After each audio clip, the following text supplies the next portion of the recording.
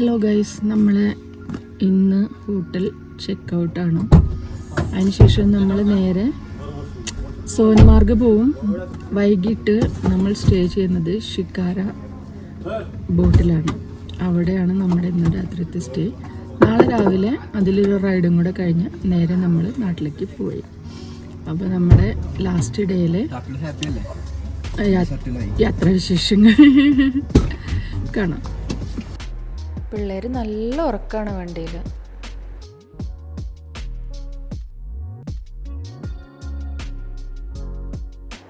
പോകുന്ന വഴിക്ക് കണ്ട കുഞ്ഞൊരു വെള്ളച്ചാട്ടമാണ് കേട്ടത്. കിച്ചുവിന് തലേദിവസം രാത്രി മുഴുവനും ഛർദിയായിരുന്നു. ഫുഡ് പോയ്സൺ അടിച്ചിട്ടാണോ എന്തോ. അവൻ നല്ല ടയേർഡായിരുന്നു അന്നത്തെ ദിവസം മുഴുവനും.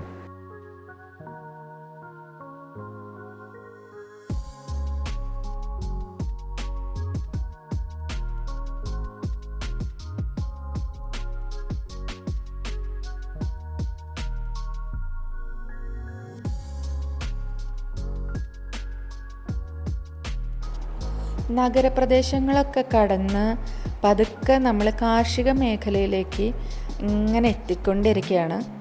കൂടുതലും കൊയ്ത്ത് കഴിഞ്ഞ പാടങ്ങളൊക്കെയാണ് നമ്മൾ കണ്ടത് പോകുന്ന വഴിക്ക്. കാരണം മെയ്യിൽ തുടങ്ങി സെപ്റ്റംബറിൽ കൊയ്ത്തൊക്കെ തീരും. അരിയാണ് പ്രധാനം. പിന്നെ ഗോതമ്പ്, ചോളം, മില്ലറ്റ്, പൾസസ്, ടൊബാക്കോ ഇതെല്ലാം ഉണ്ട്.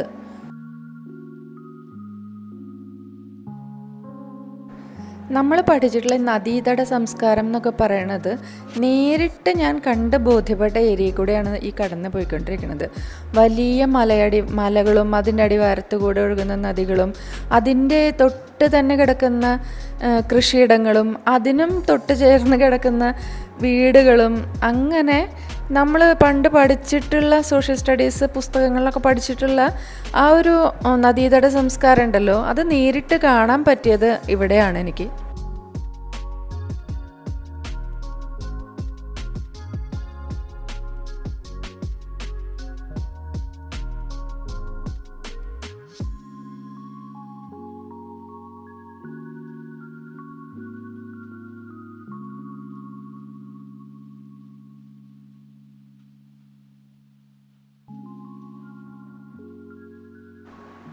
കിച്ചു തളർന്ന് എൻ്റെ മടിയിൽ കിടന്ന് ഉറങ്ങാൻ തുടങ്ങിയിരുന്നു. പാവം, ഒന്നും കഴിച്ചിരുന്നില്ല അവൻ.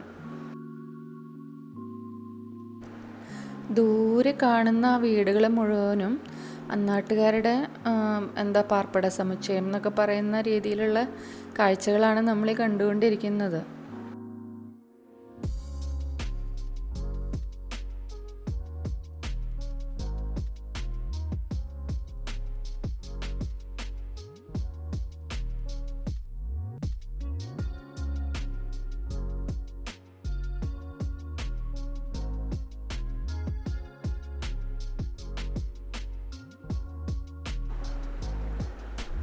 ഒരു കലണ്ടർ ചിത്രം പോലെ, അല്ലെങ്കിൽ എന്താ പറയണ്ടേ എനിക്കറിയാൻ വയ്യ. അത്രയും ഭംഗിയുള്ള കാഴ്ചകളാണ് ഞാൻ സോനമാർഗ് പോയപ്പോൾ കണ്ടത്. സത്യത്തിൽ കശ്മീർ യാത്രയിൽ എന്നെ ഏറ്റവും എക്സൈറ്റ് ചെയ്യിച്ചൊരു ദിവസം സോനമാർഗിലേക്കുള്ള യാത്രയായിരുന്നു.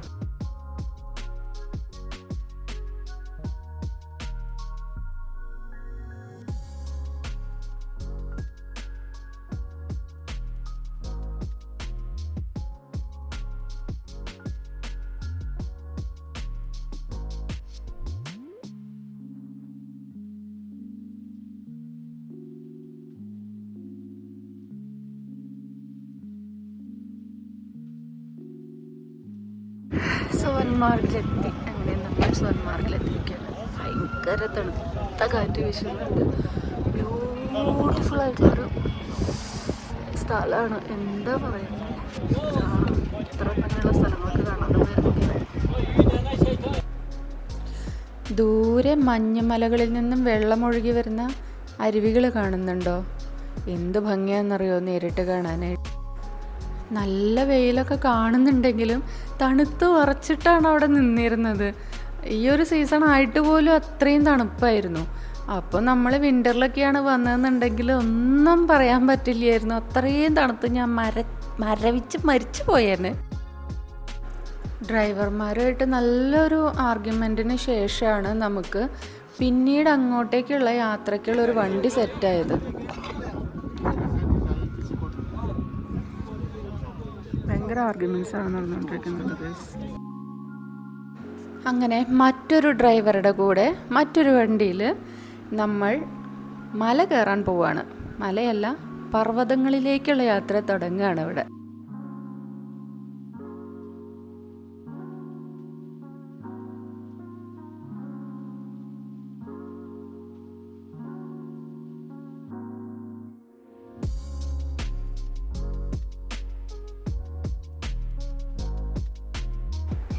കണ്ടിട്ടും മതി വരാത്ത അത്രയും ഭംഗിയുള്ള കാഴ്ചകളാണ് ഈ പോണ വഴിയിൽ മുഴുവനും കണ്ടത്. സത്യം പറഞ്ഞാൽ എൻ്റെ ലൈഫിൽ ആദ്യത്തെ ഒരു എക്സ്പീരിയൻസ് ആണ് ഹിമാലയത്തിലേക്കുള്ള ഒരു യാത്ര. ഭയങ്കരമായിട്ട് ഞാൻ എൻജോയ് ചെയ്തൊരു ദിവസം കൂടിയായിരുന്നു.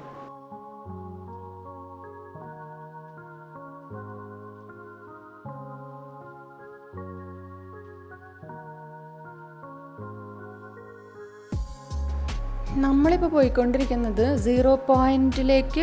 ആദ്യം അവിടെ നിന്ന് നമ്മൾ കാർഗിൽ ലക്ഷ്യമാക്കിയിട്ടാണ് പോയിക്കൊണ്ടിരിക്കുന്നത്. 0 പോയിൻ്റ് എന്ന് വെച്ചാൽ കശ്മീരിൻ്റെയും ലഡാക്കിൻ്റെയും അതിർവരമ്പിനെയാണ് 0 പോയിൻ്റ് എന്ന് പറയുന്നത്. ബൗണ്ടറി ആണത്.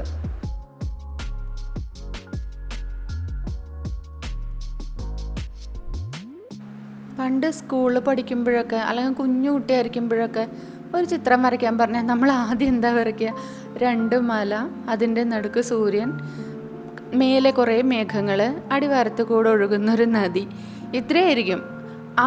അന്ന് വരച്ച അതേ കാഴ്ചകൾ ഞാൻ ലൈവായിട്ട് നേരിട്ട് കാണുകയാണ് ഇപ്പോൾ.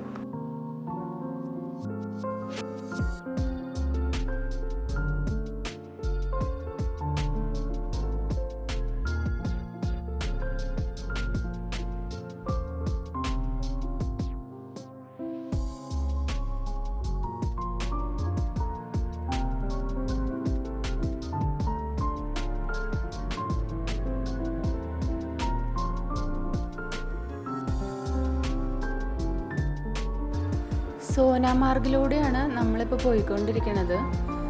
ഗോൾഡൻ മെഡോ ഓഫ് കാശ്മീർ എന്നാണ് സോനാമാർഗ് അറിയപ്പെടുന്നത്. അതിന് കാരണം എന്താണെന്ന് വെച്ചാൽ, നല്ല മഞ്ഞുകാലത്ത് ആയിരുന്നുവെങ്കിൽ ഈ മലനിരകളും പർവ്വതനിരകളും ഈ റോഡും മൊത്തത്തിൽ അങ്ങ് മഞ്ഞ് മൂടി പൊതിഞ്ഞ് കിടന്നേനെ. അപ്പോൾ നമുക്ക് റോട്ടിൽ കൂടെ പോകുമ്പോൾ മഞ്ഞ് നീക്കാനുള്ളൊരു വണ്ടി വന്ന് മഞ്ഞൊക്കെ നീക്കം ചെയ്തെങ്കിൽ മാത്രമേ നമുക്ക് മുന്നോട്ട് പോകാൻ പോലും പറ്റുമായിരുന്നുള്ളൂ. അങ്ങനെ ആയിരുന്നെങ്കിൽ, അതായത് അത്രയും മഞ്ഞ് പൊതഞ്ഞ് കിടക്കുന്നൊരു സമയമായിരുന്നെങ്കിൽ സൂര്യരശ്മികളൊക്കെ തട്ടി ഈ മഞ്ഞിങ്ങനെ വെട്ടിത്തിളങ്ങി സ്വർണ്ണവർണ്ണമായിട്ടൊക്കെ കാണപ്പെടുമായിരുന്നു. അത് കാണാനുള്ള ഭാഗ്യമില്ലാതെ പോയി. അതെന്ത് തന്നെ ആയാലും അങ്ങനെ ഒരു കാരണം കൊണ്ടാണ് ഇതിന് ഗോൾഡൻ മെഡോ എന്ന് ഈ സോനാമാർഗ് അറിയപ്പെടുന്നത്. ഒന്ന് ആലോചിച്ച് നോക്കൂ, എന്ത് ഭംഗിയായിരുന്നിരിക്കും അത് കാണാനായിട്ട് അല്ലേ?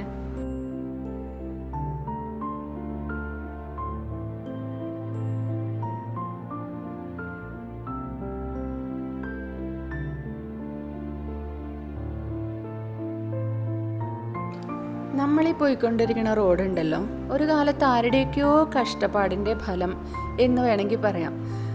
നമുക്കതങ്ങനെ ഇതുവഴി പോയിക്കൊണ്ടിരിക്കുമ്പോൾ സത്യം പറഞ്ഞാൽ അതൊരു ഭീതിജനകമായിട്ടുള്ളൊരു യാത്രയോ അല്ലെങ്കിൽ ദൈവമേ ഇതിൻ്റെ മുകളിൽ നിന്ന് താഴേക്ക് പോയി കഴിഞ്ഞാൽ എന്നുള്ള തരത്തിലുള്ള നെഗറ്റീവ് തോട്ട്സോ ഒന്നും തന്നെ ഇല്ലാതെ ഭയങ്കരമായിട്ട് എൻജോയ് ചെയ്ത് പ്രകൃതിയെ ആസ്വദിച്ച് അങ്ങനെയാണ് നമ്മുടെ യാത്രയായിരുന്നത്. കാരണം റോഡുകളെല്ലാം നീറ്റായിരുന്നു, അത്യാവശ്യം നല്ല വീതി ഉണ്ടായിരുന്നു. പിന്നെന്താ, നമുക്ക് വിശാലമായ കാഴ്ചകളാണ്. ചുറ്റും പർവ്വതനിരകളും ആകാശവും അതിൻ്റെ ഒരു തെളിമയും. സത്യം പറഞ്ഞാൽ ഈ പച്ചപ്പും ഹരിതാഭയും മാത്രമാണോ പ്രകൃതി സൗന്ദര്യം എന്ന്, അല്ലെങ്കിൽ അങ്ങനെ അല്ല പ്രകൃതി സൗന്ദര്യം എന്ന് ബോധ്യപ്പെട്ട ഒരു ദിവസമായിരുന്നു അത്.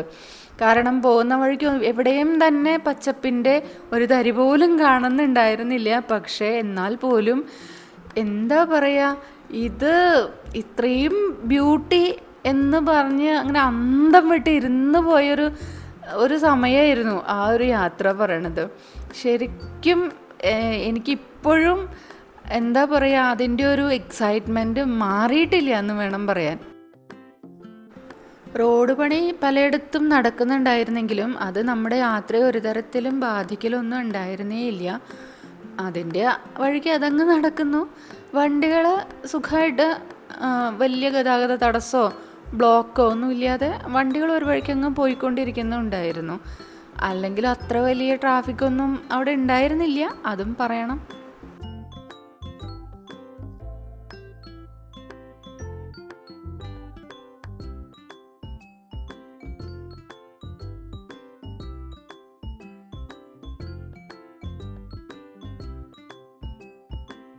പോകുന്ന വഴിക്ക് മഞ്ഞ് കാണാമെന്ന് ഡ്രൈവർമാരുടെ വാഗ്ദാനം ഉണ്ടായിരുന്നെങ്കിലും സീസൺ അല്ലാത്തത് കൊണ്ട് അതൊട്ടും വിശ്വസിച്ചിട്ടുണ്ടായിരുന്നില്ല. പക്ഷേ വഴിയിൽ ഇങ്ങനെ ആൾക്കൂട്ടവും വാഹനങ്ങളുടെ തിരക്കൊക്കെ കണ്ടപ്പോൾ നമ്മളൊന്ന് ഇറങ്ങി നോക്കിയപ്പോഴാണ് അവിടെ മാത്രം കയ്യിൽ കോരിയെടുക്കാൻ പാകത്തിന് കുറച്ച് മഞ്ഞ് നമുക്ക് കിട്ടി.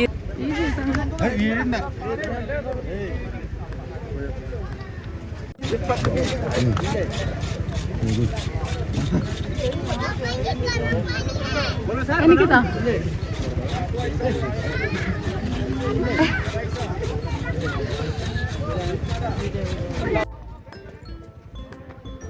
പഞ്ഞിക്കെട്ട് പോലെ എൻ്റെ കയ്യിൽ കാണുന്നത് കണ്ടോ ഗൈസ്? അത് മഞ്ഞാണ്. ആ പാറ ചുരണ്ടി ഞാനെടുത്ത മഞ്ഞാണ് ഗൈസ്. മലമുകളിൽ നിന്ന് മഞ്ഞുരുകിയ വെള്ളം ഒഴുകി അരുവി മാതിരിയായിട്ട് താഴെക്കൂടെ ഒഴുകുന്നുണ്ടായിരുന്നു. കുറേ പേര് കാലൊക്കെ നനയ്ക്കുന്നുണ്ടായിരുന്നു. ഞാൻ പക്ഷേ ആ റിസ്ക് എടുത്തില്ല, കാരണം നല്ല ഐസ് വാട്ടറാണ് ഒഴുകിക്കൊണ്ടിരിക്കുന്നുണ്ടായിരുന്നത്. പക്ഷേ മഞ്ഞെടുക്കാൻ പറ്റിയത് കുറച്ചെങ്കിലും അത് വലിയൊരു സന്തോഷം തന്നെയായിരുന്നു. ഒട്ടും പ്രതീക്ഷിക്കാതെ വീണ് കിട്ടിയൊരു സന്തോഷം എന്ന് വേണം പറയാൻ. കുറച്ച് നേരം അവിടെ മഞ്ഞൊക്കെ മാന്തി കളിച്ചിട്ട് നമ്മൾ പിന്നെ നമ്മുടെ യാത്ര തുടർന്നു. കണ്ടോ, ഇതാണ് ആ മഞ്ഞുമല, ഐസ്ബർഗ്. എന്താ സംഭവം എന്ന് എനിക്ക് മനസ്സിലായി. ഐസ് കേട്ടോ, ഐസ്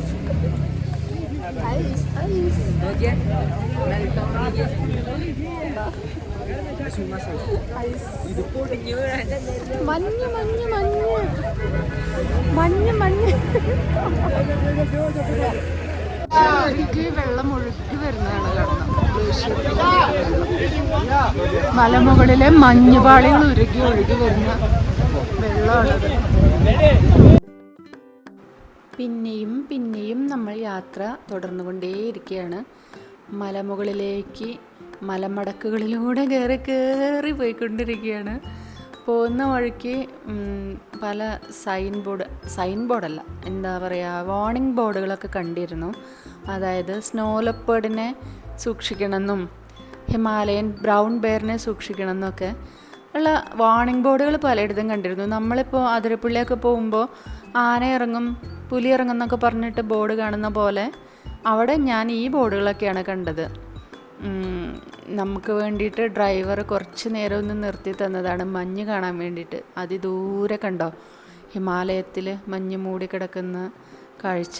അത് ഭയങ്കര ഭംഗിയായിരുന്നു നേരിട്ട് കാണാനായിട്ട്.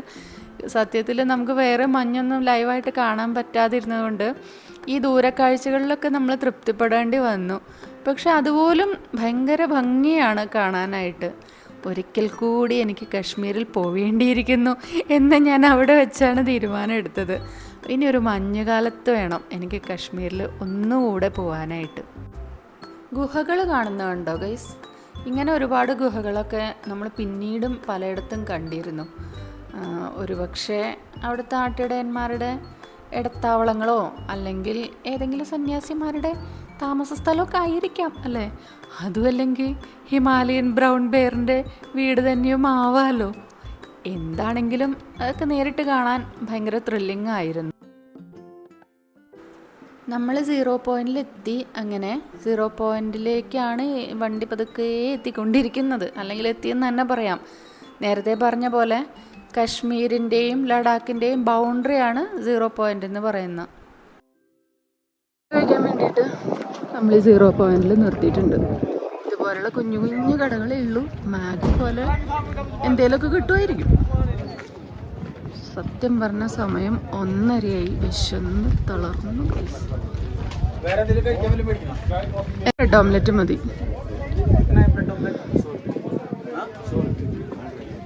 ഇതാണ് നമ്മുടെ ഡ്രൈവർ.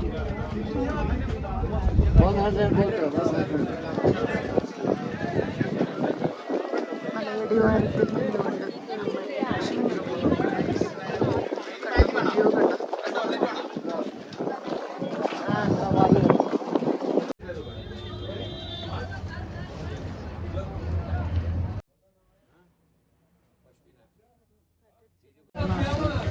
ബ്രെഡ് ഓംലെറ്റ്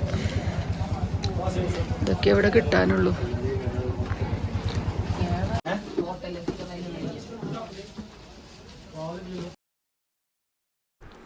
ലഞ്ച് ടൈമിൽ നമുക്ക് കിട്ടിയ ആകെയുള്ള ഭക്ഷണം അതായിരുന്നു. വലിയ സ്വാദൊന്നും ഉണ്ടായിരുന്നില്ല. കിട്ടിയത് കഴിച്ച് നമ്മൾ പിന്നെയും നമ്മുടെ യാത്ര തുടർന്നുകൊണ്ടിരിക്കുകയാണ്.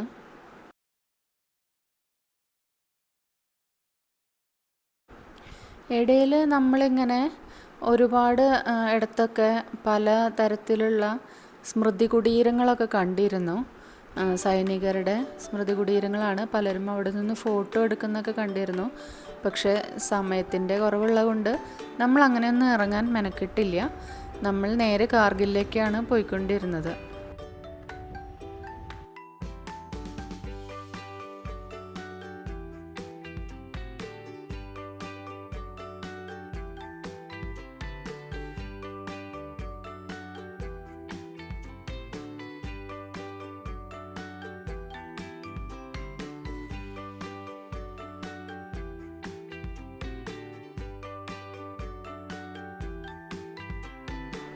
മലമുകളിൽ നിന്നും മഞ്ഞുരുകി അരുവികളായിട്ട് താഴെ നദിയിലേക്ക് വന്ന് ചേരുന്ന കാഴ്ചകളൊക്കെ ഇങ്ങനെ തുടരെ നമ്മളിങ്ങനെ കാണാമായിരുന്നു. അത് എന്താ പറയുക,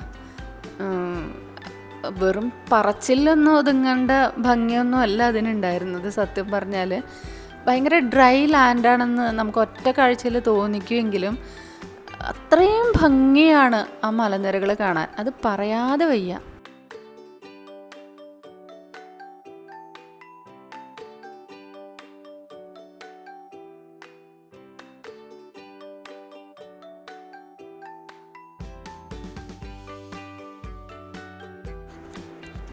ജനങ്ങളുടെ താമസ സ്ഥലങ്ങളും വീട് പണികളും കെട്ടിടം പണികളൊക്കെ പോകുന്ന വഴിക്ക് ധാരാളം ഇങ്ങനെ കണ്ടുകൊണ്ടേയിരിക്കുന്നുണ്ടായിരുന്നു. അവിടെയും ആളുകൾ ധാരാളം താമസിക്കുന്നുണ്ട് എന്ന് പറയുമ്പോൾ സത്യം പറഞ്ഞാൽ എങ്ങനെയായിരിക്കും അവർ ആ തണുപ്പിനെയും അല്ലെങ്കിൽ യുദ്ധ സാഹചര്യങ്ങളൊക്കെ അവർ സർവൈവ് ചെയ്യുന്നുണ്ടായിരിക്കുക എന്ന് ആലോചിക്കുമ്പോൾ ഭയങ്കര അതിശയം തോന്നുമായിരുന്നു കേട്ടോ. നമ്മളൊക്കെ എത്രയോ പ്രിവിലേജ്ഡ് ആണ് അല്ലേ അങ്ങനെയൊക്കെ ആലോചിക്കുമ്പോൾ.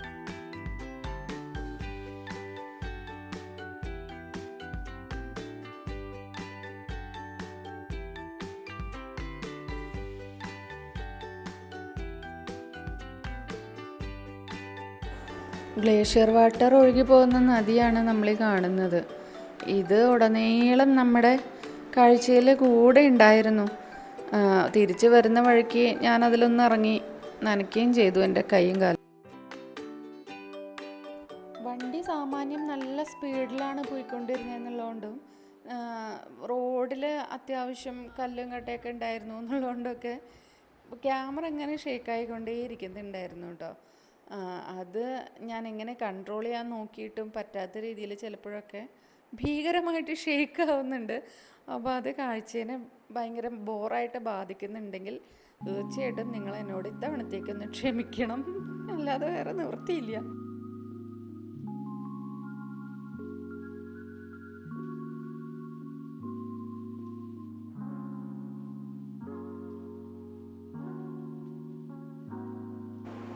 ദ്രാസ് ബ്രിഡ്ജാണിത്. ദ്രാസ് ബ്രിഡ്ജിലൂടെയാണ് നമ്മളിപ്പോൾ കടന്നു പോയിക്കൊണ്ടിരിക്കുന്നത്. ഇതിൻ്റെ ഇടതുവശത്ത് ബോംബാക്രമണത്തിൽ, തീവ്രവാദികളുടെ ആക്രമണത്തിൽ തകർന്നു പോയ പഴയ പാലങ്ങളും കെട്ടിടങ്ങളും ഒക്കെ കാണാമായിരുന്നു.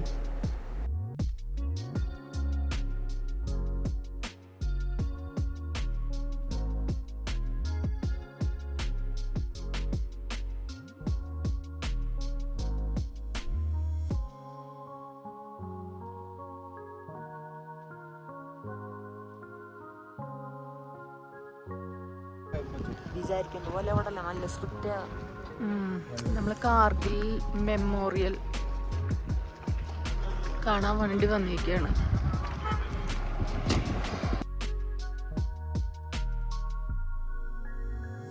കാർഗിൽ യുദ്ധത്തിൽ വീരമൃത്യു വരിച്ച പട്ടാളക്കാരുടെ ഫോട്ടോസ് ആണിത്.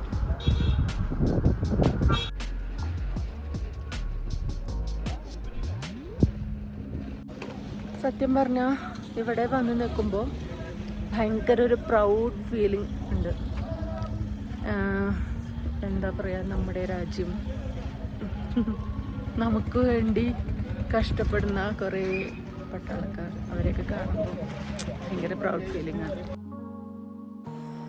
അതിൻ്റെ അകത്തേക്ക് നമ്മളെ കടത്തി വിട്ടപ്പോൾ തന്നെ അവർ സ്ട്രിക്റ്റായിട്ട് പറഞ്ഞ കാര്യം, നിങ്ങൾക്ക് എവിടെ വേണേലും നിന്ന് ഫോട്ടോ എടുക്കാം, പക്ഷേ എവിടെയും നിങ്ങൾ ഇരിക്കാൻ നിങ്ങൾക്ക് അനുവാദമില്ല, അതാണ് പറഞ്ഞത്. അപ്പോൾ നമുക്ക് ഒത്തിരി നേരം അവിടെ സ്പെൻഡ് ചെയ്യണമെന്ന് ആഗ്രഹം ഉണ്ടായിരുന്നു. അവർ ഒരുപാട് യുദ്ധത്തിനെക്കുറിച്ചും അവരതിനെ നേരിടാൻ പെട്ടെന്ന് എങ്ങനെ സന്നദ്ധരായിരിക്കുന്നു എന്നുള്ളതിനെക്കുറിച്ചൊക്കെ നമുക്ക് ക്ലാസ്സുകൾ എടുത്ത് തന്നുകൊണ്ടിരിക്കലെയാണ് കിച്ചുവിന് തലകറക്കം കൂടി ഒട്ടും തന്നെ അവിടെ നിൽക്കാൻ പറ്റാത്ത പോലെ അവസ്ഥ വന്നിട്ട് നമ്മൾ ആ ക്ലാസ്സൊക്കെ പകുതിയിൽ നിർത്തിയിട്ട് ഒരു ഡിസ്റെസ്പെക്റ്റ് പോലെ അവർക്ക് തോന്നിക്കാണുമോ എന്തോ, കാരണം ഇരിക്കാൻ പാടില്ലല്ലോ, അവൻ കുഴഞ്ഞു വീഴാൻ തുടങ്ങി. അപ്പം നമ്മൾ അങ്ങനെ അവിടെ നിന്ന് പെട്ടെന്ന് തന്നെ ഇറങ്ങി ഓടിപ്പോരുകയാണ് ചെയ്തത്.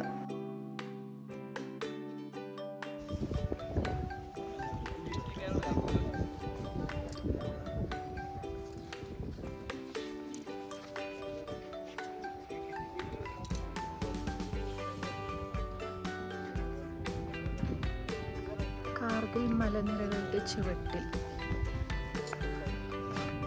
ഗ്രേവ്യാർഡ് കാണാം നിങ്ങൾക്ക്. യുദ്ധത്തിൽ കൊല്ലപ്പെട്ട സൈനികരുടെ, യുദ്ധത്തിൽ മരണപ്പെട്ട അനേകം ജവാന്മാരുടെ ശവകുടീരങ്ങളാണ് നമ്മളിപ്പോൾ കണ്ടുകൊണ്ടിരിക്കുന്നത്. അത്രയും റെസ്പെക്റ്റോട് കൂടിയിട്ടാണ് അവരതെല്ലാം മെയിൻറ്റെയിൻ ചെയ്യുന്നത്. തീർച്ചയായിട്ടും അവിടെ എത്തുമ്പോൾ നമുക്കും അതേ ഒരു വികാരം തന്നെ ഫീൽ ചെയ്തുകൊണ്ടേയിരിക്കും. അതാണ് ആ നാടിൻ്റെ പ്രത്യേകത. റൈസ്, ബസ്ബൻ ചിക്കൻ, മട്ടൺ കബാബ് ആണ് നമ്മൾ ഓർഡർ ചെയ്തത്. ഒരു 3:30 ഏറ്റവും കഴിഞ്ഞ് 4 മണി തൊട്ട് ആയിട്ടുണ്ട് നമ്മൾ ലഞ്ച് കഴിച്ചപ്പോൾ. അങ്ങനെ വരുന്ന വഴിക്ക് നമ്മൾ പോകുമ്പോൾ കണ്ട് നോക്കി വെച്ച നദിയാണിത്. അവിടെ ഇറങ്ങി സിന്ധു നദിയാണ് കേട്ടോ. സിന്ധു നദിയുടെ ഒരു പോഷക നദിയാണ് ഈ ഒഴുകിക്കൊണ്ടിരിക്കുന്നത്. ഒന്ന് കൈ മുക്കിയത് മാത്രമേ എനിക്ക് ഓർമ്മയുള്ളൂ. എൻ്റെ കൈ മരവിച്ച് പോയി. അവിടെ നിൽക്കാൻ പോലും പറ്റാത്ത അത്രയും തണുപ്പുമായിരുന്നു. ലോകത്തിലെ തന്നെ ഏറ്റവും തണുപ്പുള്ള 2ാമത്തെ സ്ഥലമാണ് നമ്മളാ നിൽക്കുന്നുണ്ടായിരുന്ന ദ്രാസ് എന്ന് പറയുന്ന സ്ഥലം. അത്ര തണുപ്പായിരുന്നു. മഞ്ഞുകാലത്തൊക്കെ അവിടെ വന്നാൽ എന്തായിരിക്കും അവസ്ഥ എനിക്ക് ആലോചിക്കാൻ വയ്യ. പക്ഷേ അത് ഭയങ്കര ഒരു എക്സ്പീരിയൻസ് ആയിരുന്നു, അത് പറയാതിരിക്കാൻ വയ്യ. ഒരു ബോംബാക്രമണത്തിൽ തകർത്ത പഴയ പാലാണ് അപ്പുറത്ത് കാണുന്നത്. അതിനുശേഷം പുതിയ പാലം പണിതു. ഇതെല്ലാം പട്ടാളക്കാരുടെ ബാരക്കുകളാണ്. നമ്മൾ അങ്ങോട്ട് പോകുമ്പം വൺ സൈഡ് മാത്രമേ എനിക്ക് വിഷ്വൽസ് എടുക്കാൻ പറ്റിയുള്ളൂ. തിരിച്ചു വരുമ്പോൾ എടുത്തതാണ് ഇതെല്ലാം.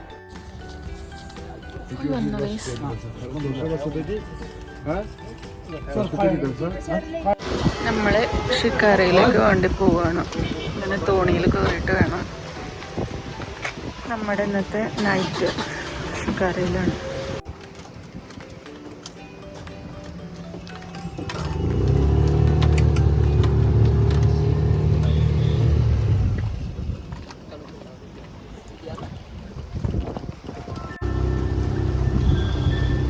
ഡാൽ ലേക്കിലെ ഷിക്കാര റൈഡ്. ആക്ച്വലി ഇതൊരു ഷിക്കാര ആണെന്ന് പറയാൻ പറ്റില്ല, ഒരു തോണി മാത്രമാണ്. നാളെയാണ് നമ്മുടെ ഷിക്കാര റൈഡ് വരുന്നത്.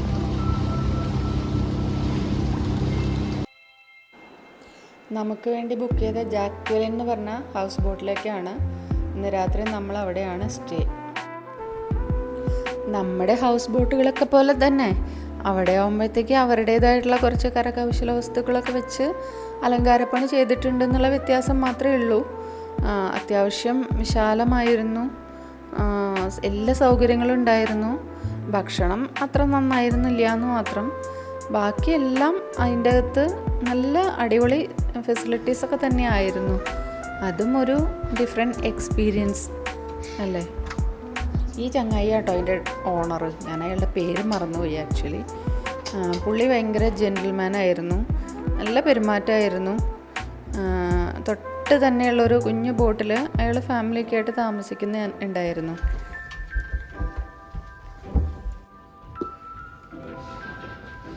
ഒന്നും എനിക്ക് തുറക്കാൻ പറ്റുന്നില്ല. ഇത് ആലു വെച്ചിട്ട് എന്ത് സംഭവമാണ്. ഇത് ദാലാണ്, ഇത് സംതിങ് മീറ്റ് ബോൾ, റൊട്ടി. ഇതെന്താ? Kashmiri rice, Kashmiri chicken. Kashmiri chicken. Chicken rasta is cooking. Chicken rista. Okay.